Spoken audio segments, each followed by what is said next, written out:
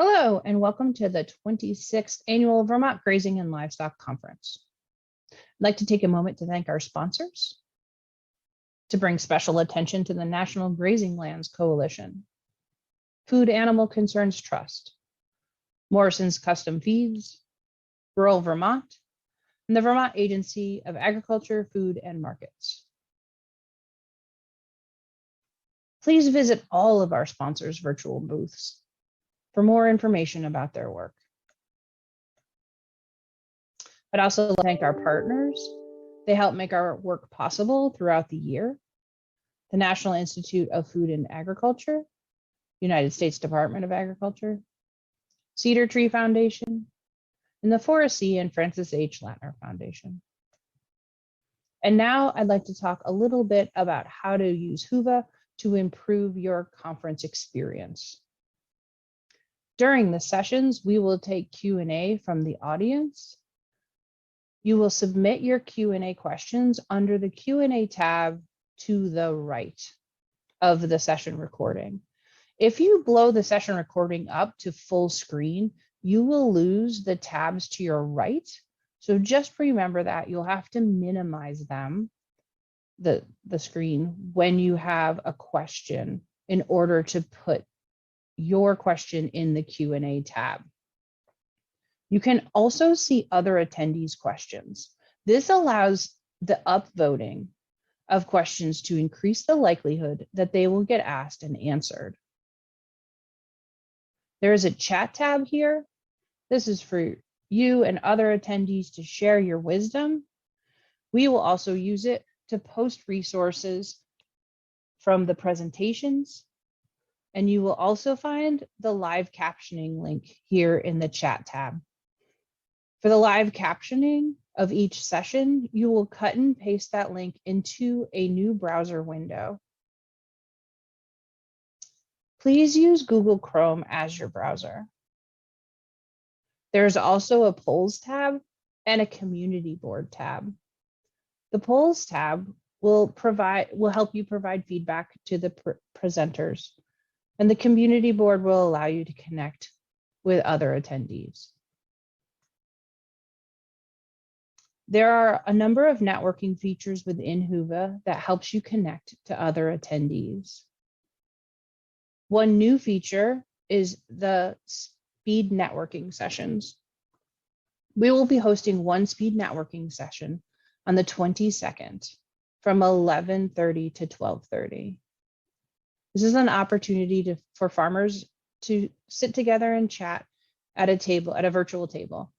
Every 10 minutes, you will be shuffled to a new virtual table, but you'll have a chance to introduce yourself and say hello to new and old friends. You can also email, text, or video call other attendees. You can do this for the next 6 months. For the next 6 months, you can host a virtual meetup or create a discussion group on topics of your choice. Again, please use Google Chrome as your browser, and you have this capability for the next 6 months.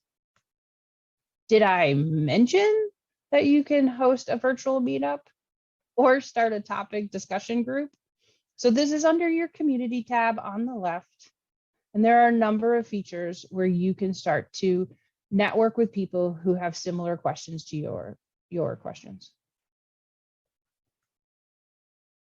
Thank you for participating and spending the time with us for the 26th Annual Vermont Grazing and Livestock Conference. I hope you enjoy the content.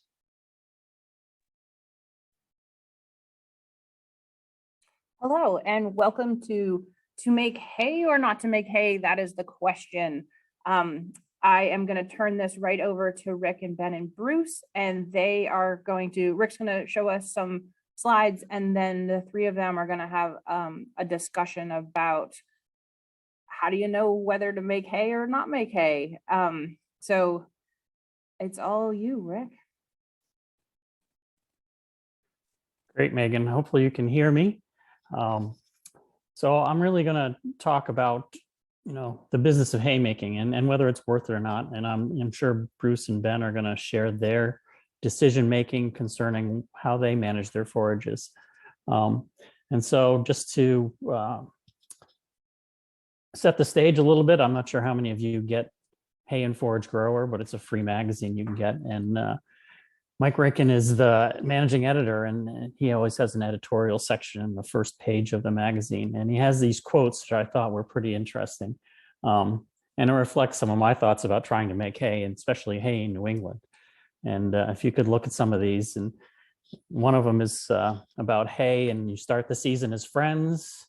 No Chanel can match the smell of hay cured in early June sunshine, but by mid-July, the friendship is severely strained and the perfume larded over with sweat. And this is from a book by Walter Howard. And the other quote there that I thought was pretty interesting is, "Lord knows the road to baleable hay is paved with nails and barbed wire." So, I'm sure some of you have suffered the consequences of the last few years in hay making weather.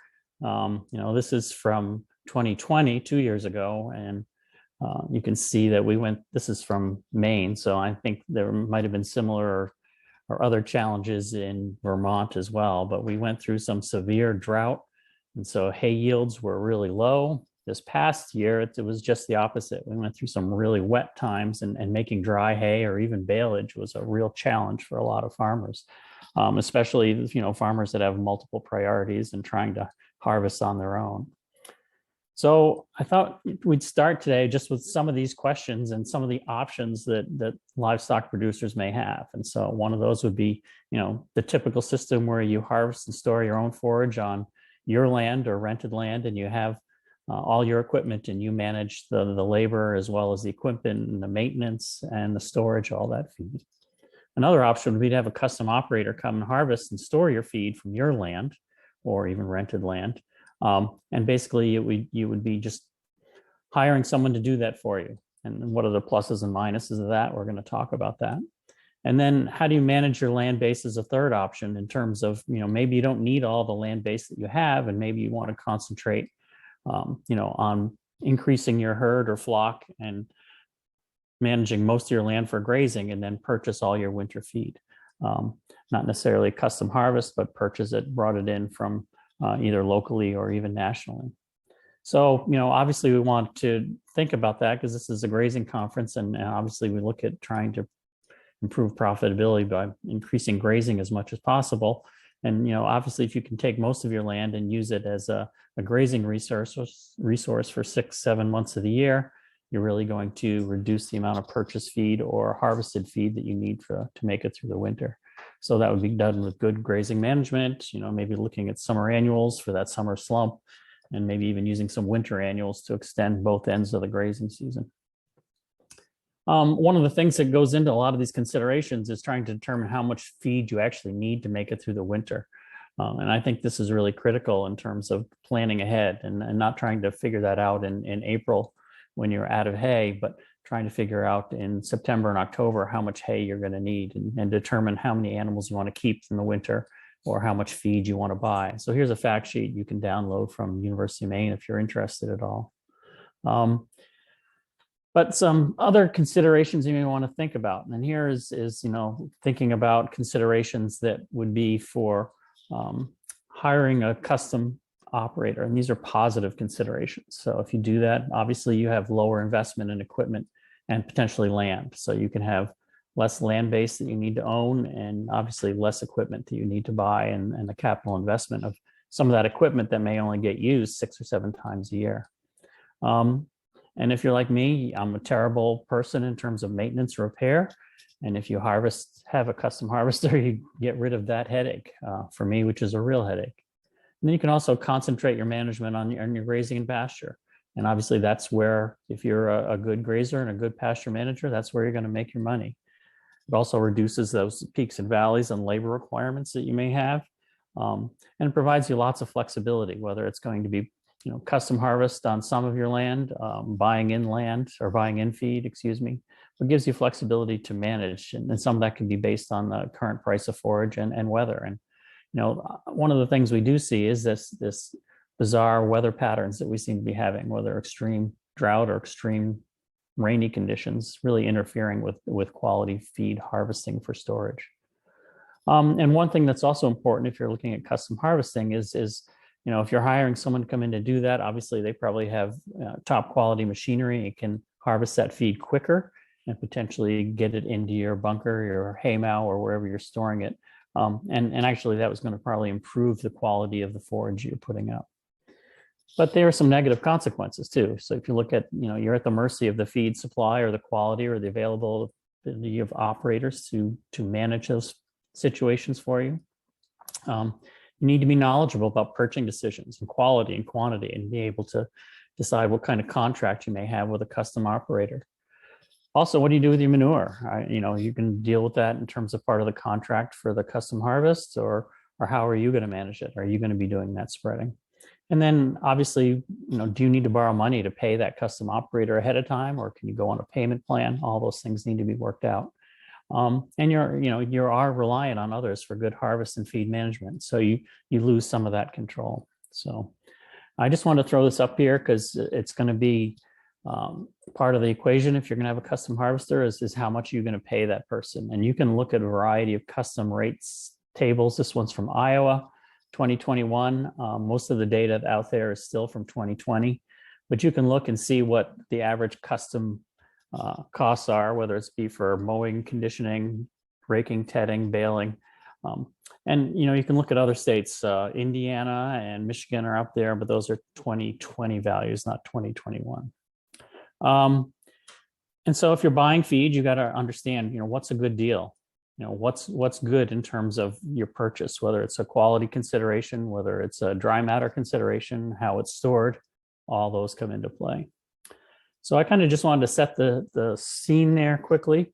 And I wanted to open it up to Bruce and Ben to talk about how they've made decisions going forward and explain their operation and how they have decided, and maybe even some historical perspective on what they've been through in terms of making that decision. So I'm not sure who wants to go first. If Ben, you want to go first, that would be great. So yes, Ben Notterman here, Snug Valley Farm. We're in East Hardwick, Vermont. We currently finish grass-fed beef as well as raise pastured pork and have a small accidental flock of sheep that seems to be growing. So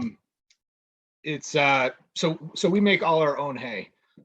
We cover roughly 175 acres of grass to make hay. Some of that is grazed at certain points of the year, some is not, some is only hay, depending on logistics as far as being contiguous to our home farm. Obviously, there's lots of smaller fields that are a long ways away that don't make any sense to move a herd to graze. We graze about 270 acres or so, 200, I don't know, somewhere in that. It changes up and down. So we have a burgeoning large herd of beef we need to feed each winter. We make about 1,000 round bales a year, maybe 1,100 depending on if we're making bedding hay for pigs, which yeah. So we make a fair amount of hay. We have our we contract a gentleman to do our baling, so he has his own tractor, nice big McHale baler. We do our own mowing, raking, tedding if needed. Usually just mowing and raking with one tractor. So we went this route.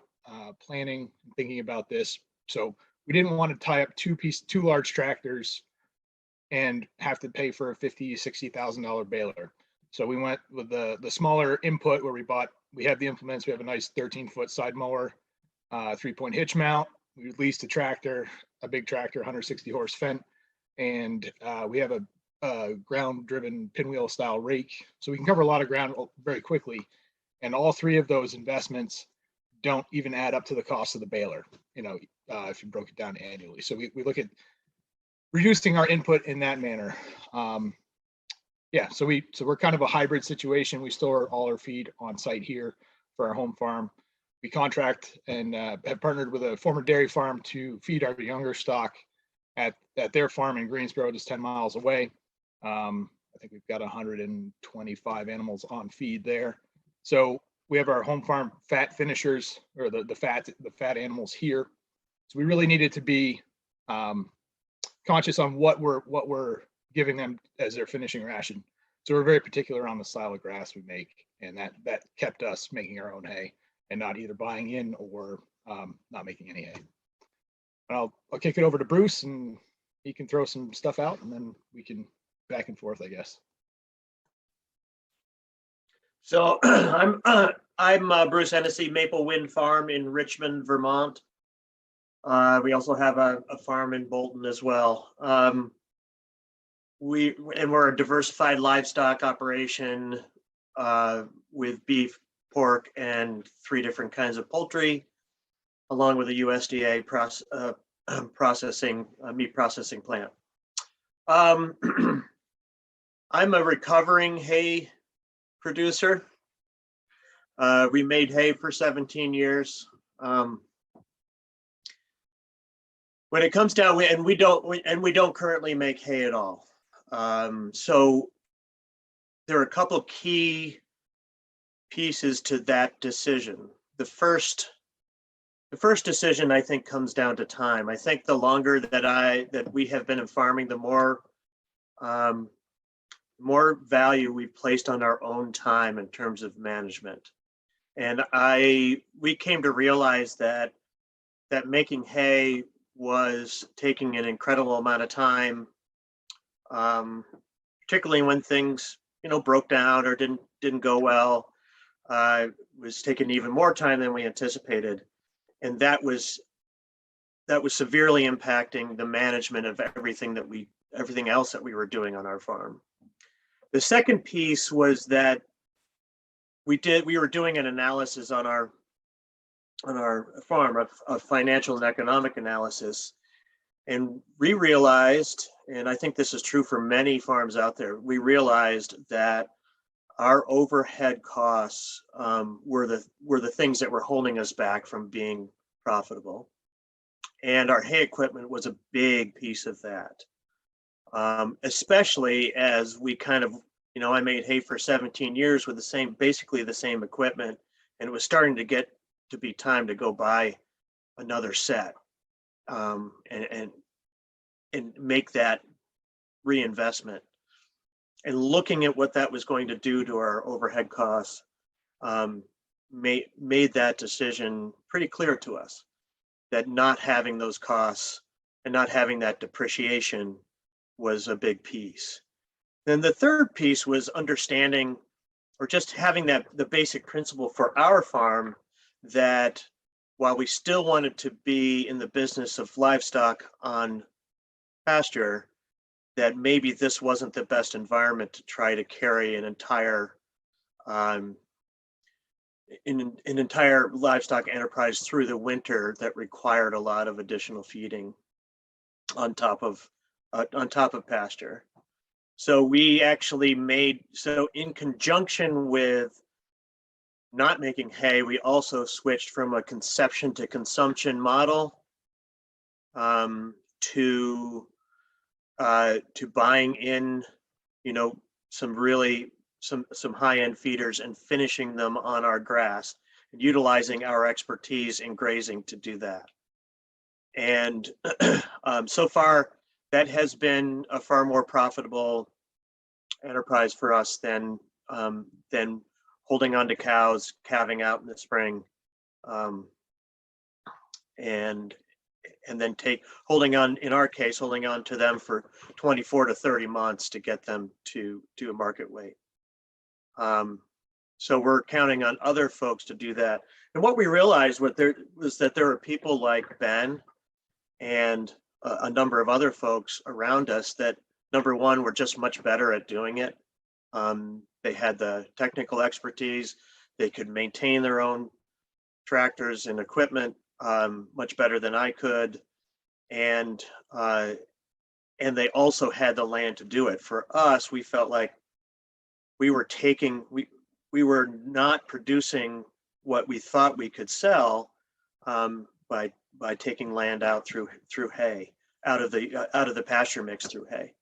So we decided to, instead of dropping calves and bringing them through to finish, we decided to let others do that, and then jump in on the stocker side of things in finishing to make that happen. And then we also realized that we could get high quality or at least reasonably high quality forage from the folks that do it really well and do it all the time.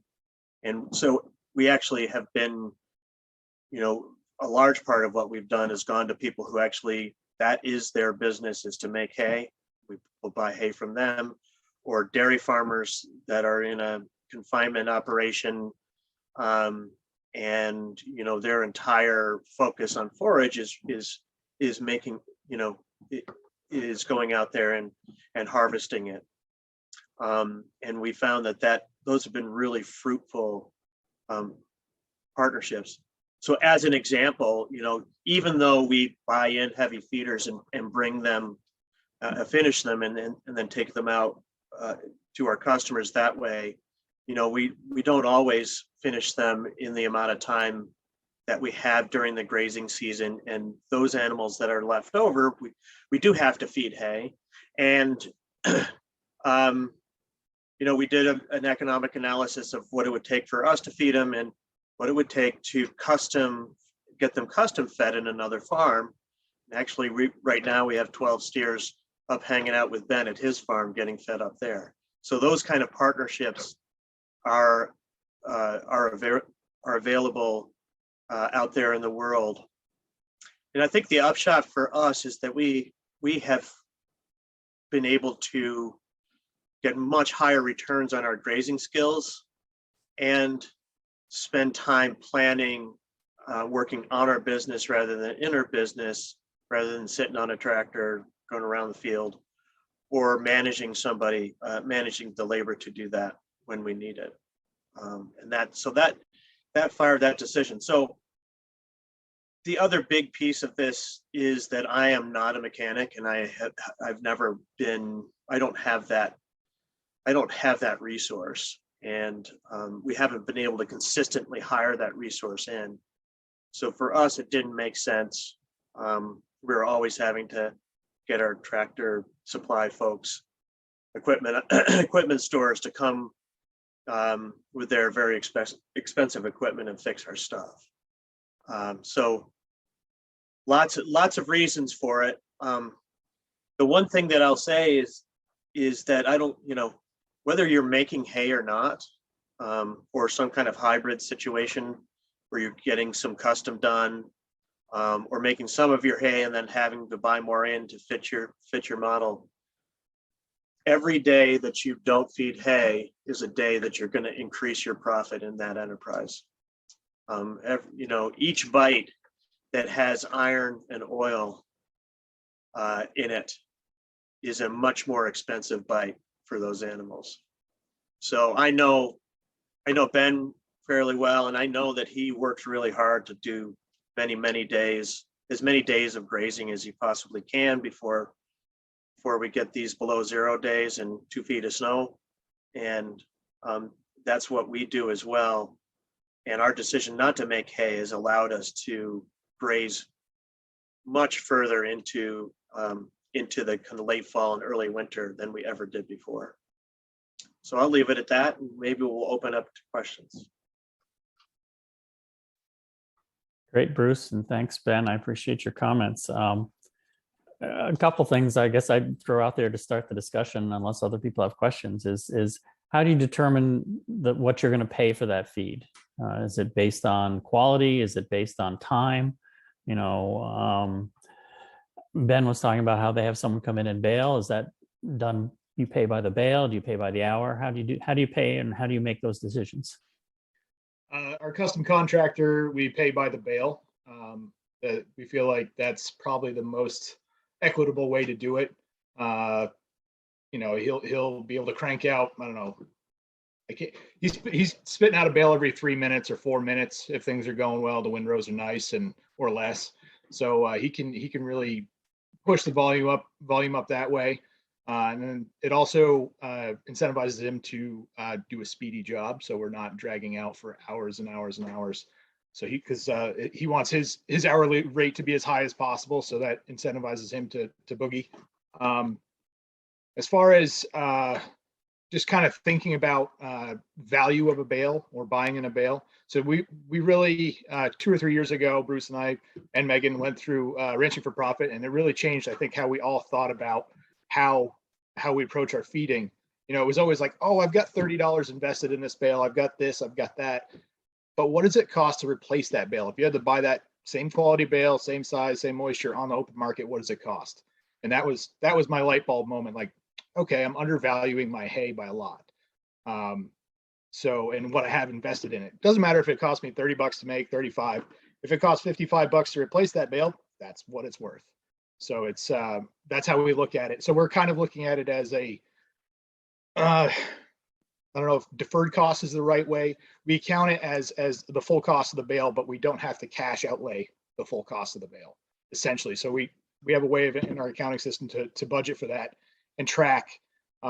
It helps our cash flow, but it also lets us really know what the value is of our feed, so we can actually calculate our feed costs, not based on $30 a bale, but at that $55 bale mark. One of the other reasons that we make all our own feed is that quality. We're really good at turning out high quality, well finished animals, and we're turning out a lot of them. So we got to maintain and manage that feed quality. That was like primarily our reason to go to doing almost all of it ourselves. I'm not sure if I answered your question, Rick. I kind of forgot what it was. I'm sorry. Yeah, you did. And Bruce, I don't know if you want to talk about how you price the value of your forage and how do you make a determination on what to pay with your custom operator?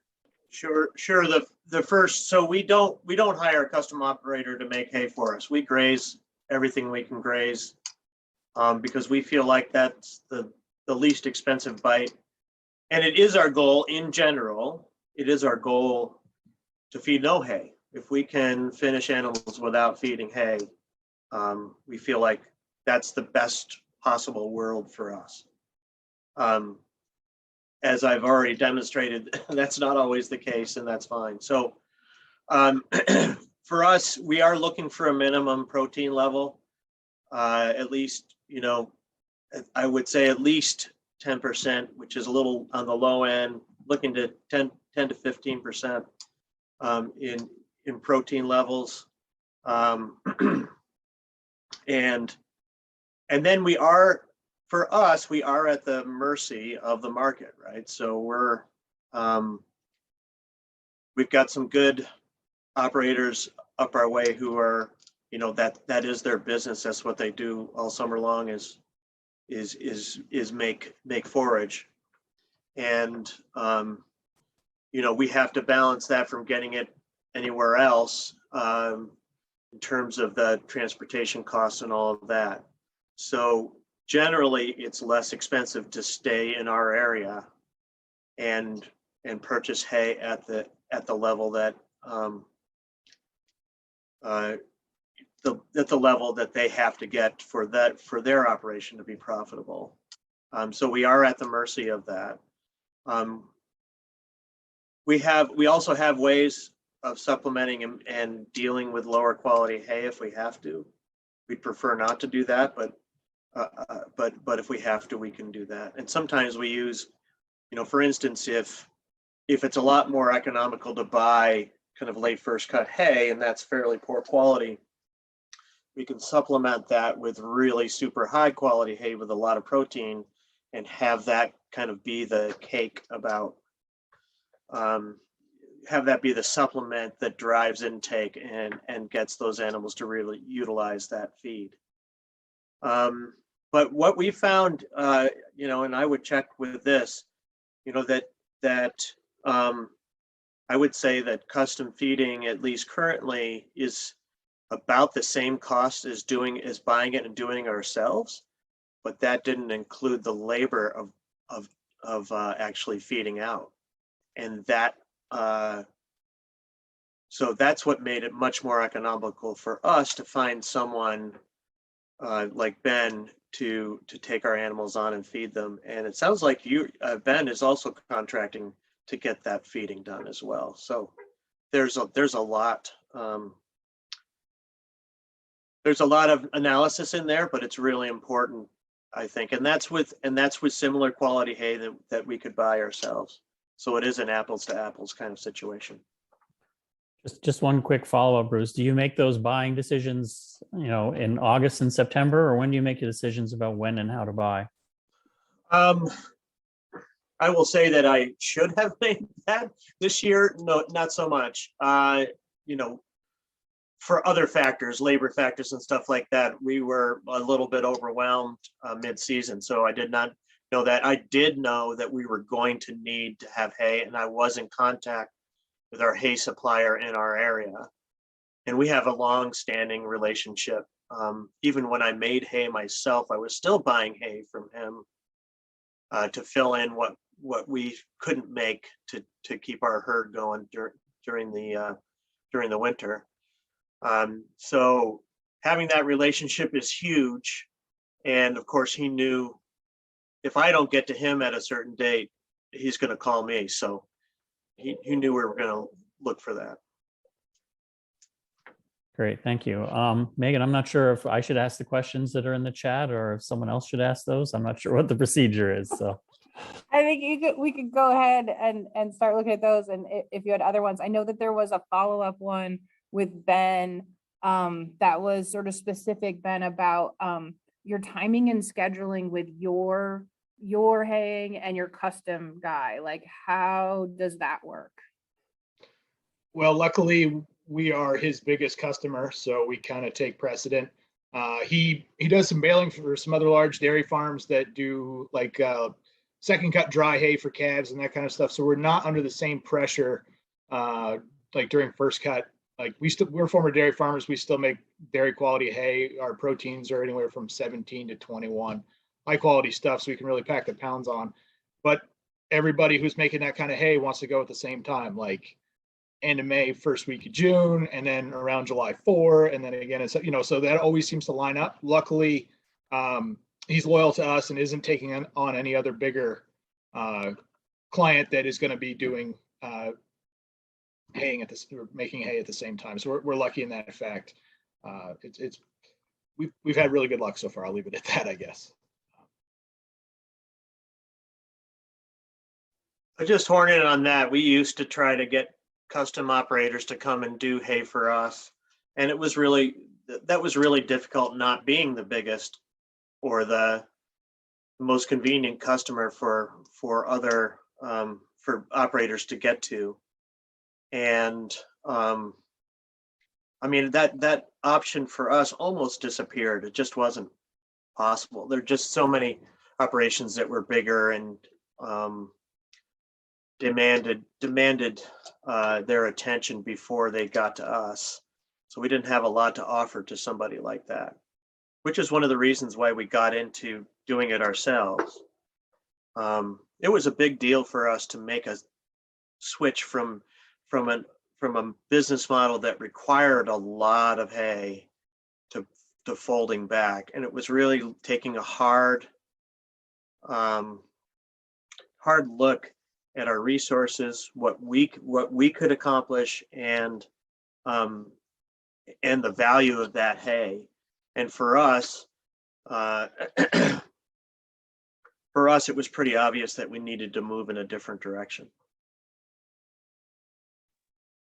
Great. I really like your comments, Bruce, about prioritizing on grazing and using that land to its best value for grazing rather than harvested feed. So I think that's really great. The other question I have is about manure and manure spreading. Who does that in your operations? We do that. We spread our own manure here from the home farm. We have a manure storage barn from our Scrape Valley, and we have a bedded pack barn. So that goes out typically in April, May, June, some after first, some before first. Sometimes we're able to stockpile our bedding from the pack barn till the next summer for spreading after first cut or second cut. So we do all our own spreading here on the home farm, and occasionally we can get manure out of the neighbor's pit when they have too much, and especially in the fall we can get solids out of the bottom. I think I hauled 90 loads out of there. So it's nice to have a large dairy who has too much manure just around the corner, and that really helps bump up your growing potential, which is not everybody has that resource. So I'm going to knock on wood and be thankful that I'm lucky in that way. I think it's important to have that unfair advantage, Ben. You got to have something like that. I think everyone has an unfair advantage somewhere. We spread, so we have a lot of other waste streams that we spread. So we have the infrastructure to do that. If we're going to feed round bales or large squares or something like that, we still needed to have a tractor around to do that. And that allows us to do spreading. Again, with our cattle, when we have cattle on site and we're feeding them on site through the winter, we're bale grazing and moving them around that way, and we're not having to capture manure and then spread it. We're distributing it somewhat in the same way that we would be distributing if we were grazing. But we keep a bunch of layer hens through the winter. We have a lot of brooder bedding that we pull out of our brooder houses for our chicken operation and our turkey operations. And we also have a lot of offal from our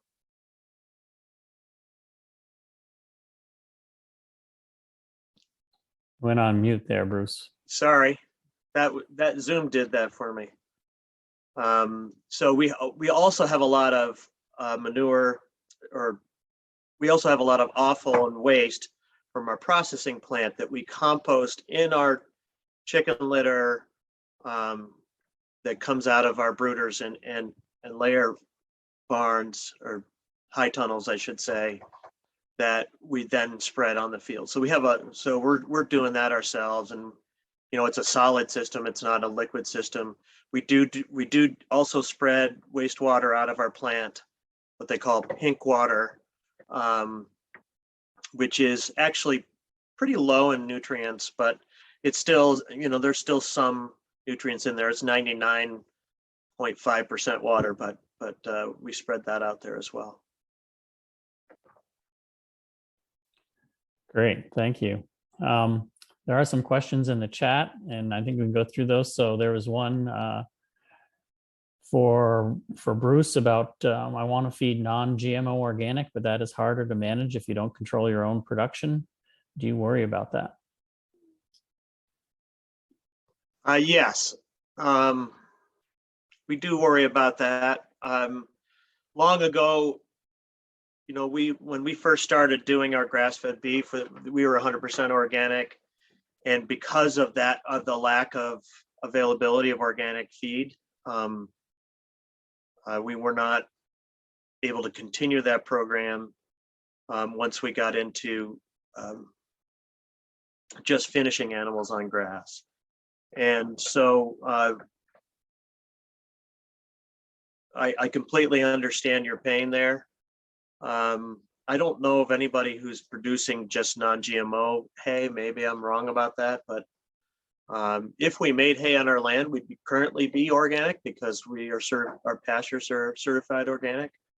And if, when we buy in stock, we're not finding, it's difficult to find certified organic stock to finish on our grass. So we focus, our whole marketing program and our health aspects are focused on grass-fed beef, and we can find grass-fed animals, 100% grass-fed animals that we then finish on our grass. And I think Vermont has some of the best grass in the world during the season, and so we're ideal for finishing cattle on grass. Yeah, so the question about non-GMO hay, really the only crop that would potentially come into play there would be Roundup Ready alfalfa. Other than that, everything else would be non-GMO from what I understand that's legal at this point. Yeah, I think that's right. Organic is a little higher step, and you're going to pay a lot for that out on the open market. And I guess the question is doing that analysis between what you're going to have to pay to get certified organic forage, or what it's going to cost you to put it up on your own land, and what is the difference there? Understanding those economics. Rick, there's a number of people are asking about the recommended resources for evaluating purchased hay. No, I don't know whether you guys, Ben and Bruce, you use anything, or Rick, if you've got some resources to share about that. As far as analyzing, sorry, go ahead. Well, I was going to say, obviously, in terms of getting analysis, whether you do that or the person you're buying the feed from does the analysis, get a good sample, get a good representative sample. If you're buying wet feeds, if you're buying baleage, if you're buying silage, it's really important to value that feed based on its dry matter content. So, if you're buying something by the ton, how much water are you buying and how much feed are you actually buying? That's critical, and understanding what that means.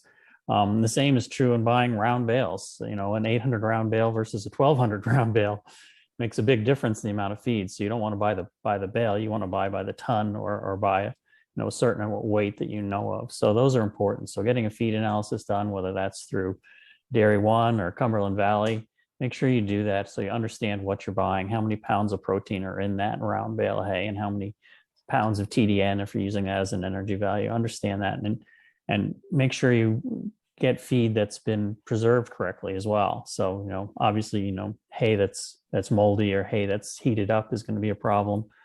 Silage that's not compacted tight enough. Obviously, all those come into play. And Ben, you can add to that.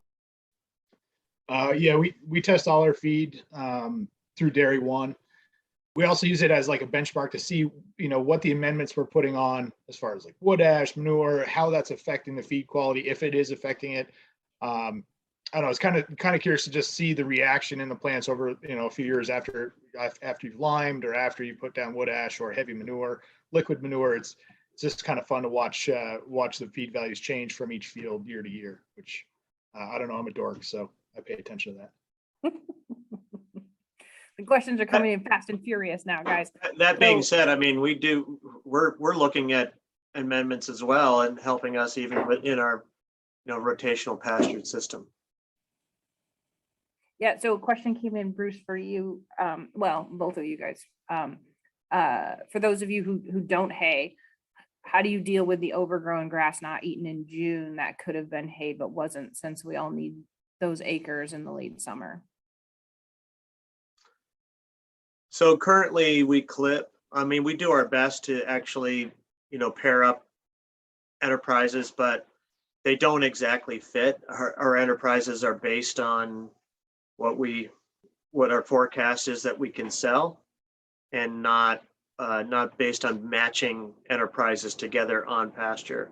I'd love to get to that point where, we could marry up our cows and our layer hens, for instance, in a perfect rotational, but we don't. So we do quite a bit of clipping early season. That's our current space.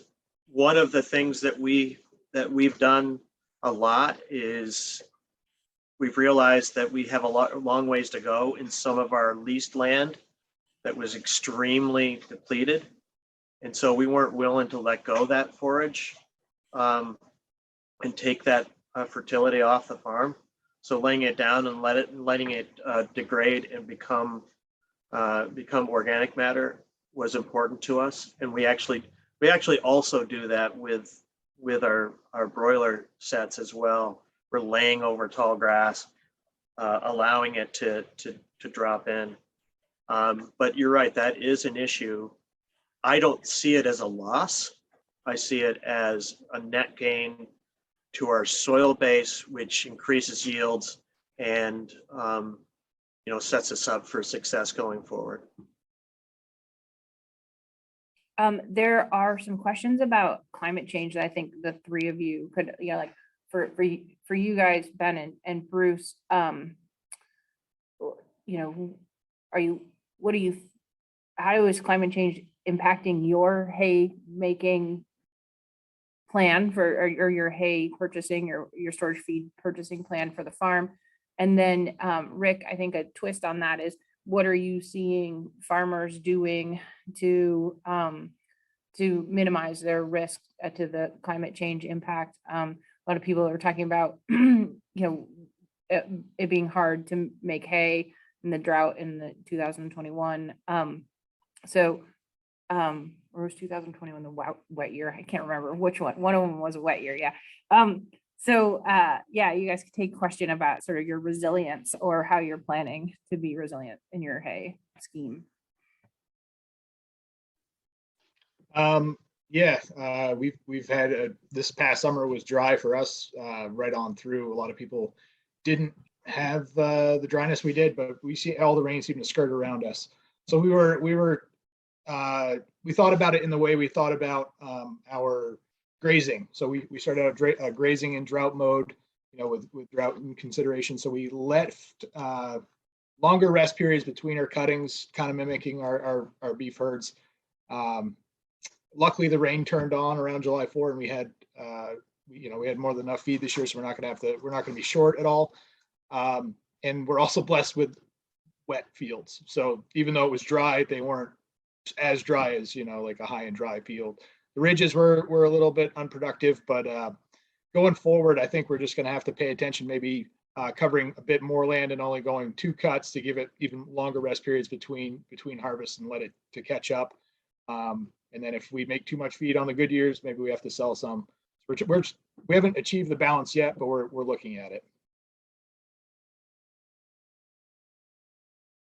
Again, we're mitigating by hopefully not having to use very much hay or zero if we can accomplish that. The other thing to think about, and this is something that this is more of a broader philosophical discussion, I think. A lot of people, I think, get stuck in this idea that it has to be born and raised and finished on the same farm or even in the same region. And our thoughts are that, why wouldn't we produce cattle in partnership with other producers in other parts of the country that can graze effectively at different times of the year? And so, raising, and we're talking about cattle, but it could be sheep, it could be any one of the ruminants that we talk about. But I think there's real benefit in looking to build partnerships between regions that can graze effectively at different times of the year. And I think Vermont is the place that the country should be finishing cattle.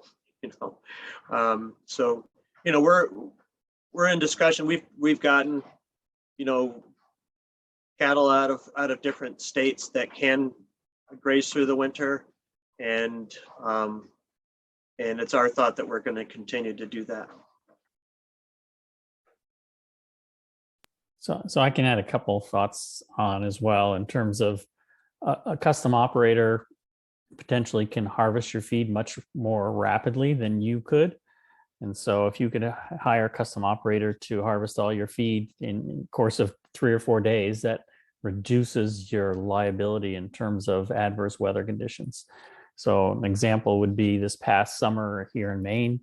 We had an incredible late May, early June stretch of weather for harvest. And if you had a custom harvester come in and harvest all your first crop within that first week of June, you wouldn't have had very much of an issue in terms of suffering from all the wet weather we had at the end of June. Whereas if you're harvesting it yourself, you probably would have had to done that piecemeal and not been able to harvest all your crop at one time. So that's one way to think about it. And obviously bringing that feed in quicker is also probably going to improve its quality. And then the other part of that is also thinking about diversifying your crops and thinking about, adding those summer annuals in as part of a potential rotation to improve your pastures, and think about how you do that and look at the diversity of crops you're going to grow with diversity of architecture. When Bruce talked about having that excess feed and trampling some of that back into the ground to improve soil health, that's going to improve water retention and also water drainage. It's one of those wonderful things that it does both. So, think about that in terms of trying to be a little bit more resilient in your cropping practices.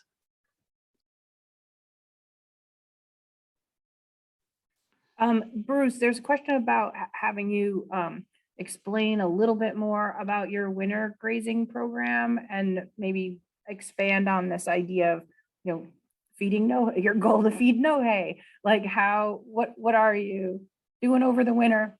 And yeah, just elaborate a little bit. Okay, so so in the past when we do feed hay, I was talking about bale grazing. It's actually bale grazing. One of our goals there was to increase the soil health of the land that we had inherited. And that was actually really effective in terms of jumpstarting some really depleted land. That was pre-setting, this is before the winter, pre-setting bales and then using fencing polywire to open, sets of 2-day feeds to our cows with, going with, and they have, of course, lane back to winter water source.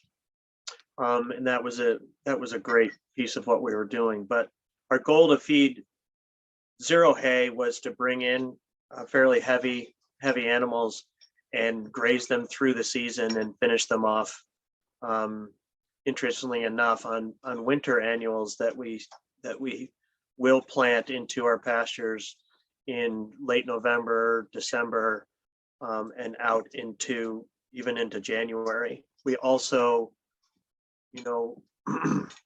we know that very often before, and that wasn't the case this year, but before we have too much snow to graze, we will, we'll have a snowstorm. We'll have a snowstorm that will eliminate grazing for the moment. But we all know that we get thaws and stuff like that. So we're planning to be able to take advantage of that additional forage as soon as that thaw happens, even if it's for a week. We'll do that kind of thing. I think for us, though, it's about that partnership of having another grass-fed operator bring them to a size that we can then take and finish them. And once we get going in our season, in a reasonable season, we're putting between 2 and 3 pounds a day on our steers if they're raised well. And we can finish some steers on spectacular grass before we ever need to feed hay. That takes some time and skill and commitment, but it can happen really, really well in that kind of program. I had one more thing I was going to say, and it fled my mind there for a minute. Hopefully I'll figure it out before I have. Just touching on the fact of stretching your grazing season, we grazed 220. I don't know if you can see my grazing chart back there. 222 days this year, which is a record for us. Usually we're in like the 185, and we really pushed it and played with stockpiling. And I think everything fell into place just right this year. But we faced the challenge of having to finish orders of beef every month year round. So it's like we can't put a group on pause and have them maintain through the winter. I think a cow-calf operation where you only need to maintain the mother cow that's probably going to calve. Hopefully you're calving in April and May, early June, not in February or January. Their nutrient requirements are so low that they really need to maintain. So you can buy some cheap late first cut, bale graze as Bruce was saying, or graze winter stockpile if the snow is not a terrible factor in your area, and you could really get away with minimal inputs on the hay side. But we've specialized in a way that we have to have that high quality feed and finishing year round. So that's kind of penned us into this, make our own large volume of hay, which sometimes is a frustration, but other times you're like, okay, we can make it work. And I want to jump in real quick because I'm actually an animal nutritionist by training, and what Ben said is really important in terms of knowing what your nutritional requirements are and knowing that cow that's on maintenance has a very low amount of nutrient needs compared to a lactating animal or a cow that's just fresh. And the same thing would be for a ewe flock. That ewe that's just gestating, her nutrient requirements are pretty low. So you can you just need to make sure you understand when nutrient requirements are high and when they're low, and appropriately adjust your feeding accordingly. I did remember what I was going to say, which is that, you know, our focus is on soil building, and the kind of quality and nutrient density that we get out of our forage, even in a drought year. I mean, we see spectacular growth when, even after 6 weeks of no rain in the middle of the summer, because of that water holding capacity. And that's a big piece of, you know, of why we're happy enough to just fold over that forage and let it become organic matter within the soil. So there's a question about if you guys have any perspective on the dry hay versus baleage. Well, I don't like transporting a lot of water. So we make baleage, but it's on the drier end of things, more in the 35% moisture range. So it smells sweet, it still ferments, but we're not moving unnecessary amounts of water, and also storing unnecessary amounts of water. Also, I don't like opening ice cubes in January. I want the hay to fall apart. It's our preference to get drier, but drier baleage, it's hard to get the kind of quality that you want in a dry bale in Vermont. They can do it in places where they can dry things out quicker, but so we are baleage, but we're asking, you know, if I've got a 4x4 round bale and it weighs 1,300 pounds, I know there's a lot of moisture in there. I don't want to buy that. So we're looking for something on that kind of 40% moisture side. But then price wise and all that, you better understand that only 60% of that bale is actually dry matter that your cows or your sheep or whatever will be able to use.